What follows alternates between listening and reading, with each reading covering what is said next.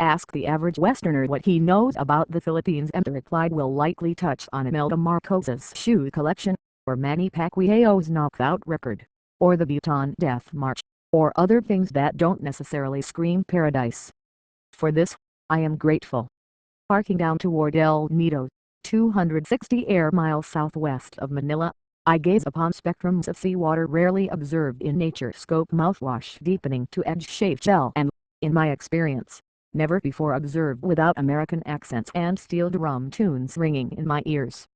The breathless reports I've heard of Bacute Bay's gut-stopping natural beauty seem, if anything, to have underhyped the vista passing beneath the plain. Bacute Bay, home to an archipelago of 45 islands bordering the South China Sea, occupies a place in the Filipino psychogeography like Alaska's in the American imagination, an unspoiled nationally the few citizens ever get around to visiting. The bay sits at the northernmost tip of Palawan, the Philippines' least sparsely populated, westernmost province, which brands itself the last frontier. The 19-seat turboprop charter to the bay's lone village, El Nido, is reportedly the most expensive domestic airfare in the Philippines. An informal survey of my plane mates turns up 0 Philippine passport holders and a predominance of Japanese and South Koreans. But the view would seem to justify the ticket price. The bosky little ingots of land studding the bay seem to bear no trace of human settlement, and the blue-green tides are wholly unscarred by cruise ship or jet ski wakes. The bay's welcome lack of development is partly an effect of environmental progressivism. In 1998, the government declared northern Palawan a protected area and partly an emblem of the country's late-blooming tourism industry. Public perceptions, shaped by headline-grabbing earthquakes, typhoons and periodic kidnappings mostly by Muslim extremists around the contested southern island of Mindanao, have helped chill leisure travelers' enthusiasm for the island nation. And, until recently, its roadways, airports and hotels simply couldn't support large numbers of visitors accustomed to first-world amenities.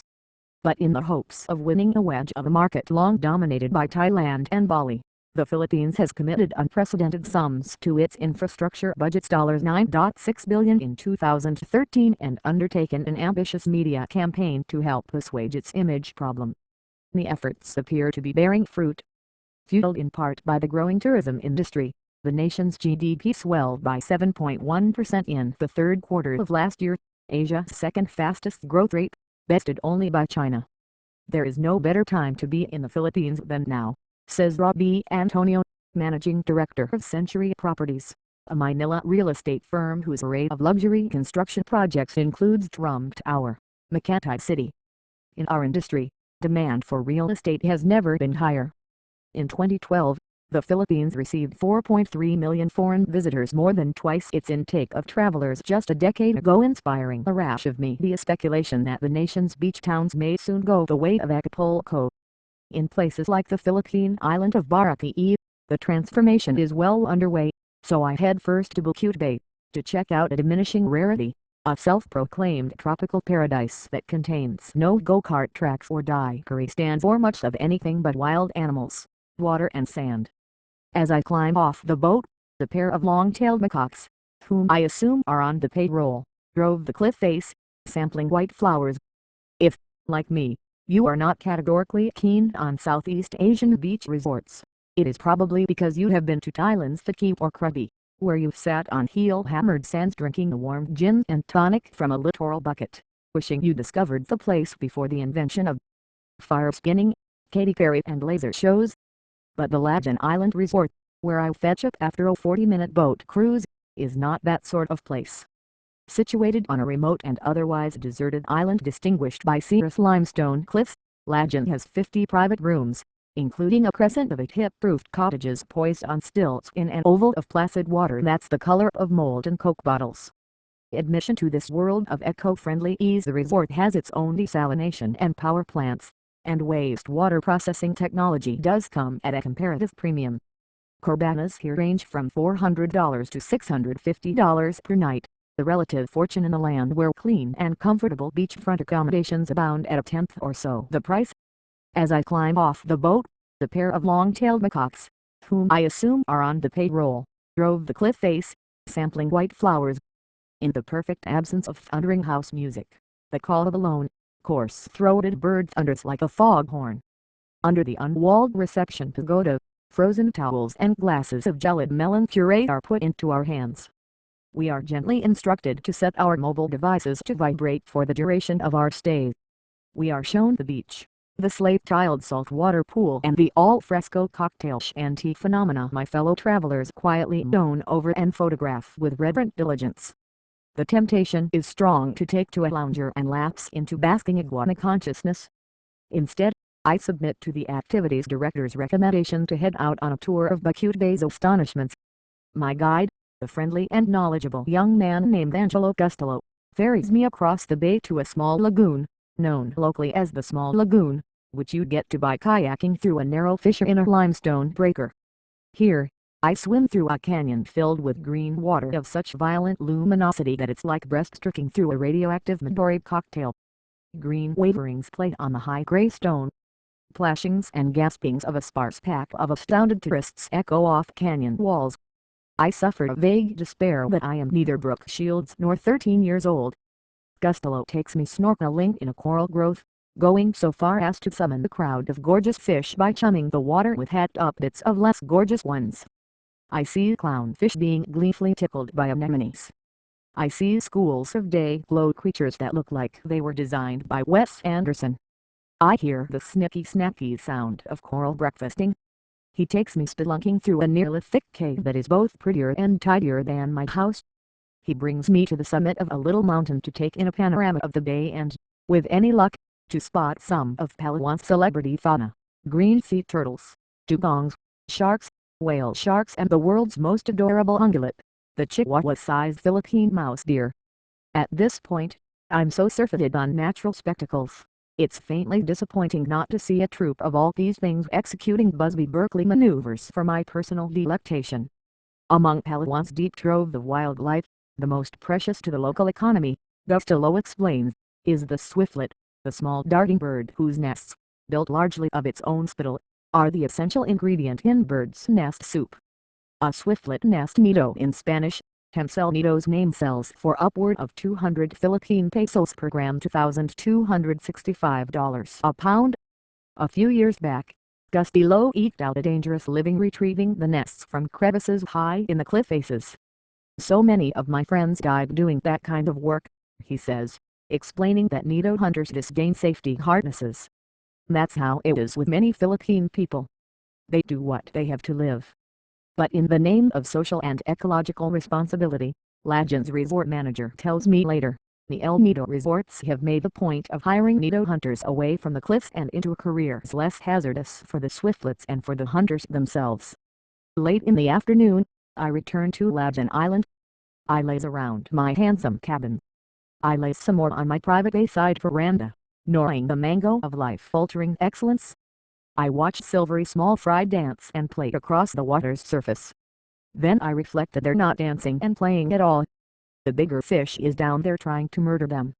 But such is the weird, solipsistic derangement that starts to take hold when you're in a place where the chief anxiety is the slowness with which the shadows grow on the shore front chases. When the light begins to fail, the staffer announces that the sun will soon be going down. My fellow guests and I get excited about the rotation of the planet as though it were an impromptu performance by Tom Jones. We board the sunset watching Bissell and stare at the big clingstone peach in the western sky.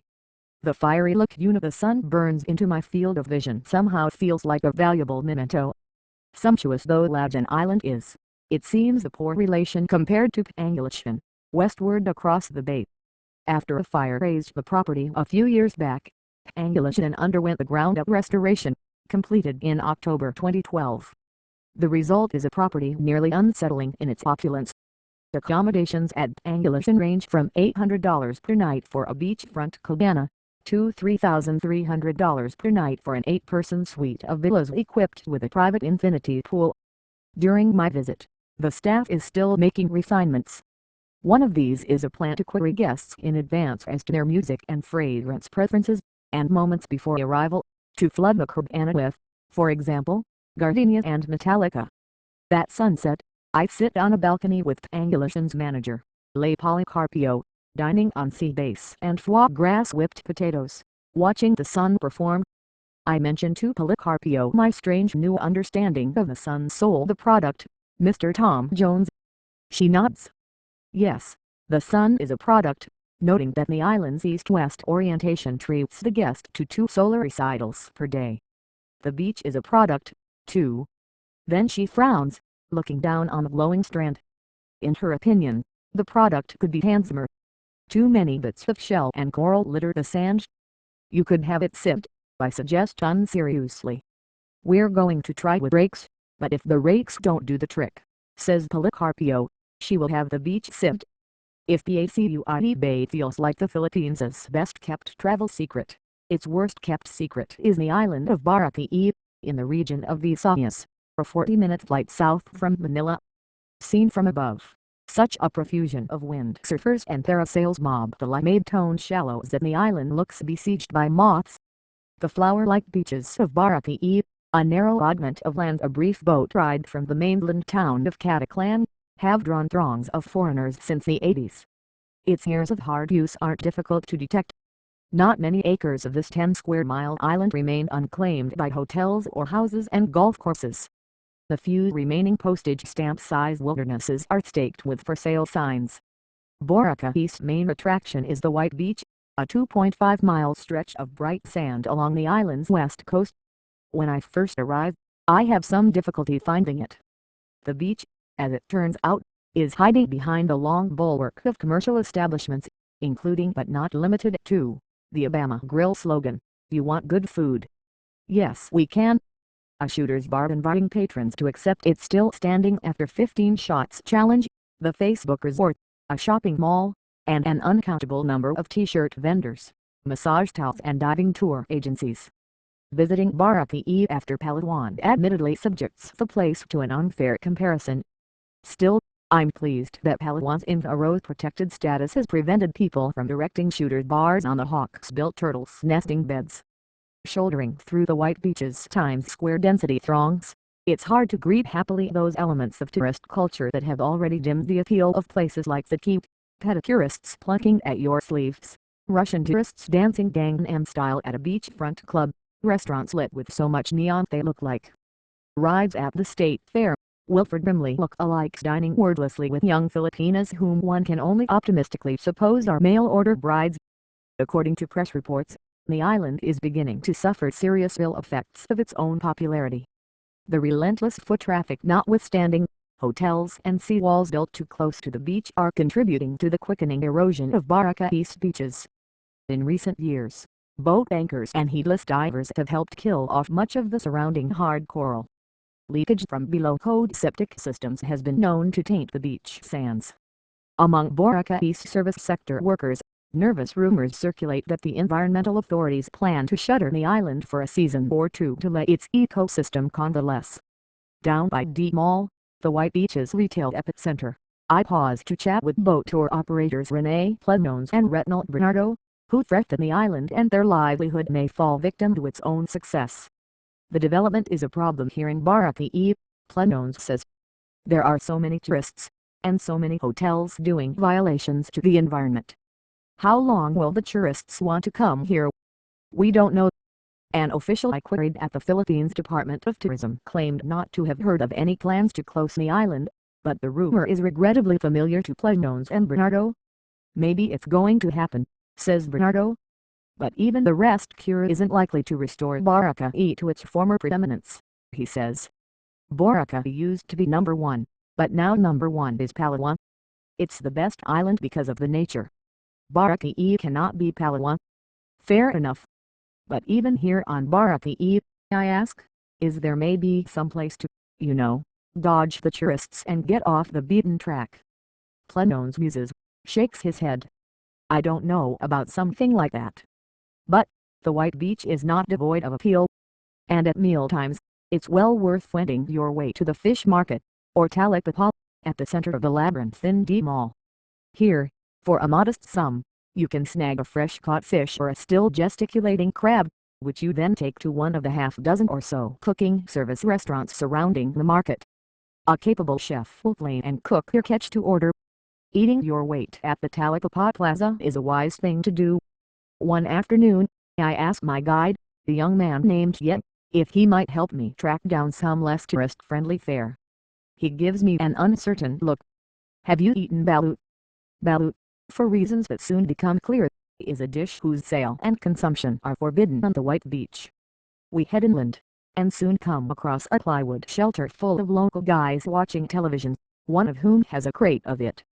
Shouldering through the White Beach's Times Square density throngs, it's hard to greet happily those elements of tourist culture that have already dimmed the appeal of places like the Keat.